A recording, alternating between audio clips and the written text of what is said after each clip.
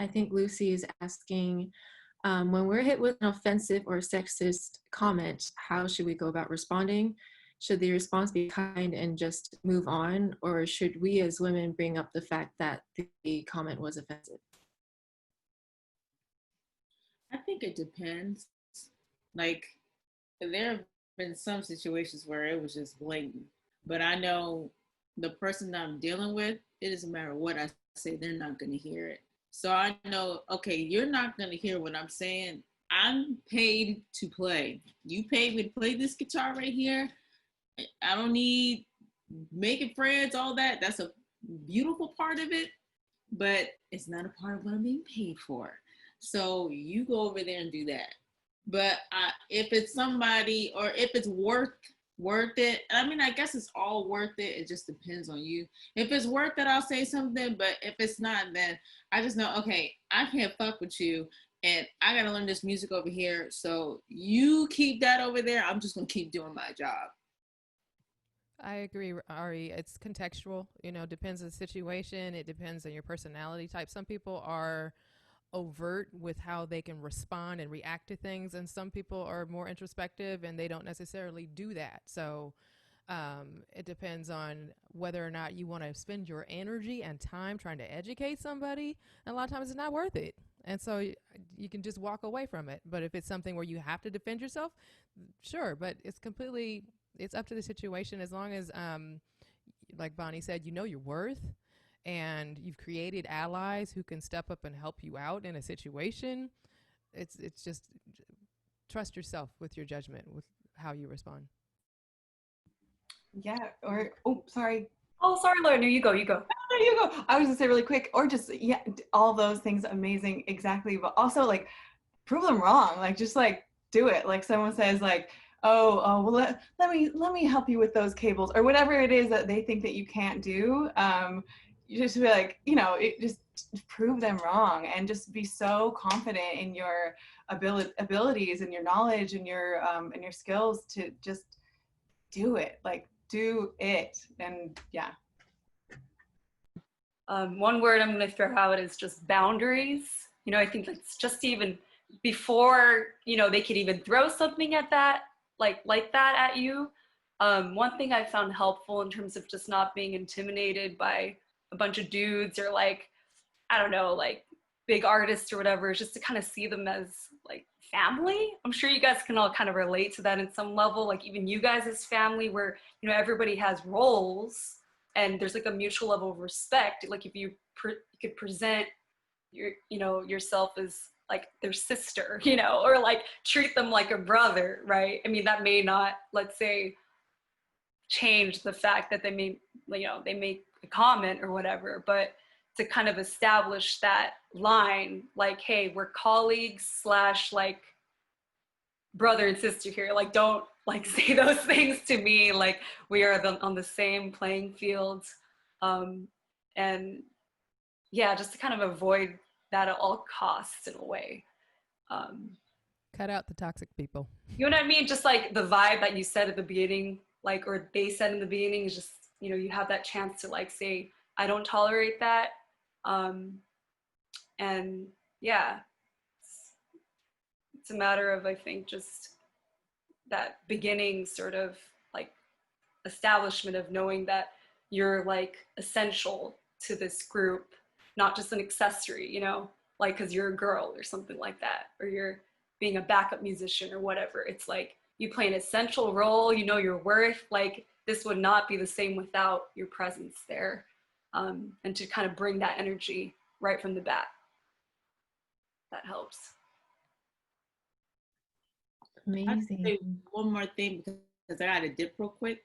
But during tour, there was this one girl who was getting picked on so bad. Like, son, like, watching it hurt me, and I felt bad for watching. She was getting picked on by the other girls because she is so gorgeous. She plays violin, and the guys were like sexualizing her, doing all this extra stuff. And even though, like, every situation doesn't call for it, but like we were discussing earlier, it was one of those situations where she was just too scared to stand up for herself. And I wasn't just going to keep sitting there and watching that happen to her every day. And then she wasn't the best dancer either, but it's like they were too busy talking shit rather than talk shit. Why don't you go over there and be like, hey, I'm working on this dance step right here, or I see you over here struggling. Why don't you work on this with me? So it was one of the guys who was really giving it to her real bad. It was disgusting. And I said something. And from there on, because I kept defending her and I'm kind of very vocal, she ended up getting more vocal. And just the sisterhood that developed because of that, and that's like my homegirl to this day. So I think that even though still every situation doesn't call for you to defend yourself or explain to somebody, it can help the next girl who doesn't really have that kind of voice be like, you know what, you're right, this isn't right, and you shouldn't be doing this to me. Like, just to piggyback off of what Ari said, I feel like a lot of the majority of the misogyny, like just the blatant misogynistic comments, is mostly from us overhearing them talking about other women. It's not necessarily them directing it at us. So by absolutely acknowledging and dealing with that and having, like, we're sisters, we got to have each other's back. And having another sister's back is going to help you amplify your own voice. And like with our situation, that happens all the time. And that kind of camaraderie and then sticking up for each other is really contagious. Because when I see another woman kind of sticking up for somebody else or sticking up for themselves, it empowers me to do the same, and then it'll empower another woman to do the same. And we can really help each other out by like sticking up for each other. And if you hear someone say something about another woman and you do hear it, I think it's better if you address it and, you know, and make sure that that's not something that you make it known that that's not okay, because that is contagious. And I think that will eventually create a healthier work environment. Yeah, I agree. I just wanted to piggyback off that because, like, I have like a weird position, obviously, because, you know, I love women. So it's like, I'm 30 now. So like when I was younger, like I could kind of see myself being like more of the guys and like talking about women, like, damn, you know, look at her and blah, blah, blah. And like being one of those people. But then like also now too, like now that I'm like older and like I'm more in touch with like my woman side as well, it's like it's a weird pull because it's like now I'm in the industry and I'm a part of all female bands, and like I see a lot of the things that like more feminine musicians go through than me, like because a lot of the times like I'm looked at as one of the guys, like I don't really all the time probably deal with some of the harassment and stuff that a lot of the more like feminine like women deal with. But like just some of the stuff I've seen, like I definitely feel like you definitely have to speak up and be that voice, because I just feel like men get too comfortable, and that can quickly create an uncomfortable work environment, especially on a long tour or something like that, when you're just a super pretty girl. And like, even on a regular day, like women get harassed like constantly just walking down the street, you know what I'm saying? But sometimes when you just go to work and you just don't want to be bothered, sometimes like that energy is directed towards you, or sometimes you do see them directed towards other people. But I just feel like if there's any type of like disrespect, or if there's any type of like misogyny going on, or like any type of harassment, like me personally, like I'm not down for that. Like I would always personally say speak up and like Stephanie said, create those boundaries, because if you don't set that boundary from jump, like they will push it and they will push it and they will push it, and it can make or break your experience on tour. You know what I'm saying? It could turn it from the most beautiful situation into like, I don't want to see this person today, or I just don't feel like, you know what I'm saying? Like dealing with that type of situation today. So, I mean, there's going to be a lot of women that are afraid to speak up in fear of, you know, compromising their position. So for those of us who do have that voice, or for somebody like me, like I kind of get respect from the guys. As one of the dudes, like I'll tell them like, hey bro, like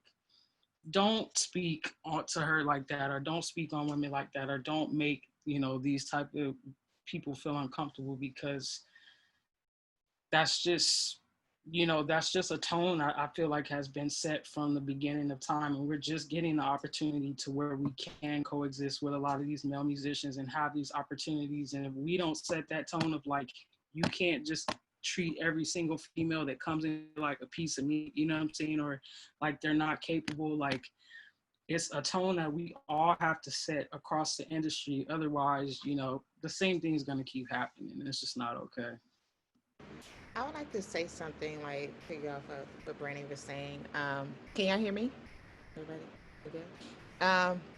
There was a situation where, Ari left, but when we was on the Ariana Grande tour, beautiful thing, because Normani had all female musicians, all female dancers. It was just amazing. But there was this something happened situation where like a guy came in and everybody was changing in the girls' room, and he said what he said, but he didn't even care, and he just walked out. Now I'm used to being a person that always be like, wait, check it. I'm checking it. Like, no, that's not gonna happen.